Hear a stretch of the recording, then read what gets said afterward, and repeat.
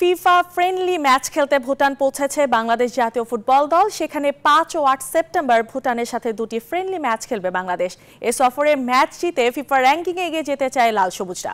Senior footballer Sohel রানার প্রত্যাশা, জয় নিয়ে দেশে ফিরতে চায়। প্রায় 3 মাস পর আবারও আন্তর্জাতিক ফুটবলে ফেরার অপেক্ষায় বাংলাদেশ।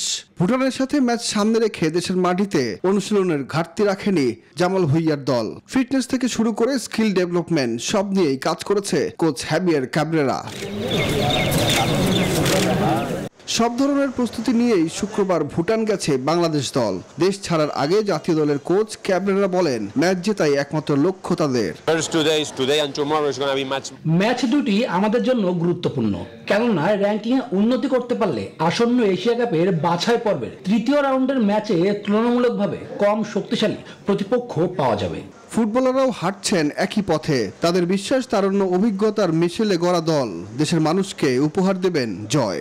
যে দুইজন আসছে, আমরা চাবো ওদেরকে যথেষ্ট সাপোর্ট দেওয়ার জন্য, যেন আমাদের টিমের সাথে খুব তাড়াতাড়ি অ্যাডজাস্ট হতে পারে। গ্র্যাজুয়ালি যদি 5-6 জন করে আস্তে আস্তে করে ঢুকতে থাকে টিমের, তাহলে কিন্তু পরে আমাদের পাইপলাইনটা ভালো হবে। ভুটানের থিম্পুতে স্বাগতিকদের বিপক্ষে ম্যাচ সামনে রেখে দলের সুযোগ পেয়েছেন সাব চ্যাম্পিয়ন হওয়া অনূর্ধ্ব 20 দলের মিরাজুল ইসলাম সহ বেশ কয়েকজন তরুণ ফুটবলার।